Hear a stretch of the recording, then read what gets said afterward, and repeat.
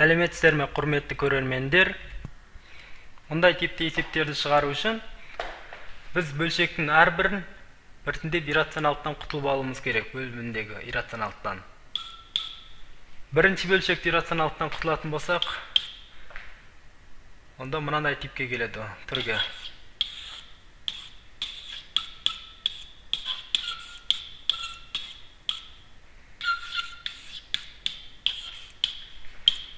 Енді екінші бөлшекті иррационалдықтан құтылатын болсақ,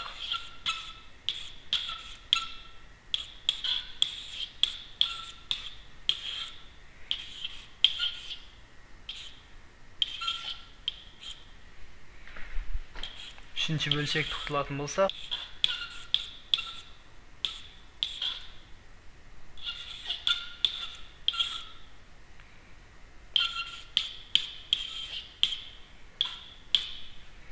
енді ақшамдап қояйық. 25-тен 7-ні алатын болсақ, бізде 18 қалады. 18 9-бен қысқарып, бізде бөлімінде 2 қалады, алымда 5 плюс түбірасы 7 қалады. 49-дан 5 алатын болсақ, бізде 44 жат. 44 22-мен қысқарып, бөлімінде 2 қалады, алымда 7 минус түбірасы 5 минус. 7-тен 5 алсақ, үшінші бөлшектің бөліміндегі 2 қалады, алымда түбірасы 7 минус түбірасы 5. Міне енді қарасаңыздар, бізде 3 бөлшектің де бөлімдері бірдей болып қалып, ол кезде ортақ бөлімі 2-ден береміз.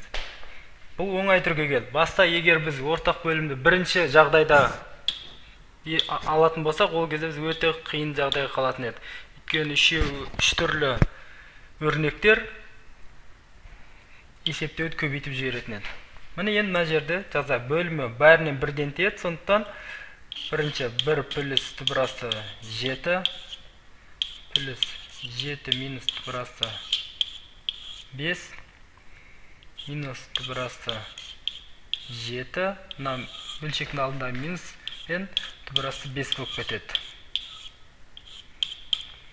Ал енді түбірасы 5 пен түбірасы 5 қысқарып кетеді. Түбірасы 7 мен түбірасы минус 7 қысқарып кетеді. Сонда 7-ге 5-ті қосамыз, 12 бөлінген 2 қалады екен. 12 бөлінген 2 тең 6. Рахмет тыңдағандарыңызға. Сіздермен бірге болған Ермек Алханұлы.